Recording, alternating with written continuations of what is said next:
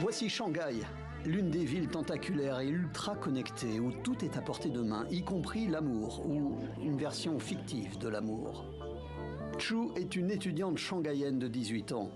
Devant son miroir, elle se prépare à interpréter un personnage. Maquillage, lentilles afin d'agrandir les yeux et une perruque. Chu devient ainsi Jessie. Le vrai Jessie, le voici. Un sémillant jeune homme, mince et grand, un artiste. Il est musicien, un peu torturé parce qu'il se demande si un jour il trouvera l'âme sœur. Jesse est l'un des personnages du jeu de rôle Light and Night qui fait fureur en ce moment en Chine.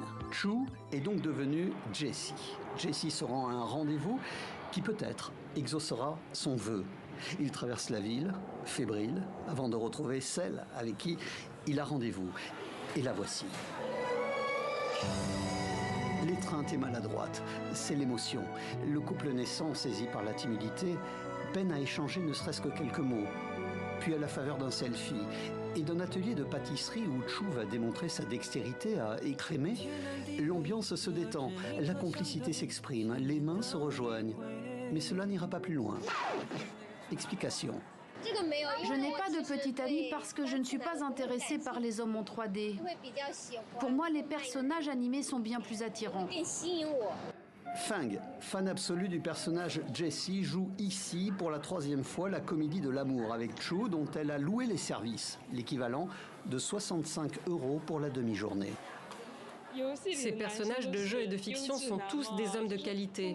Donc en y jouant, je pense que les clientes relèvent leurs exigences vis-à-vis des hommes de la vie réelle et seront moins tentés de se contenter d'hommes médiocres.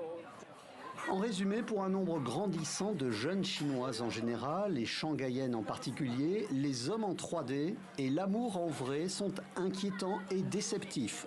Donc, vive la fiction.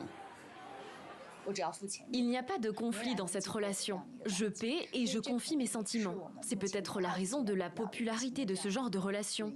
Je pense que l'on peut considérer cela comme une sorte de soutien émotionnel.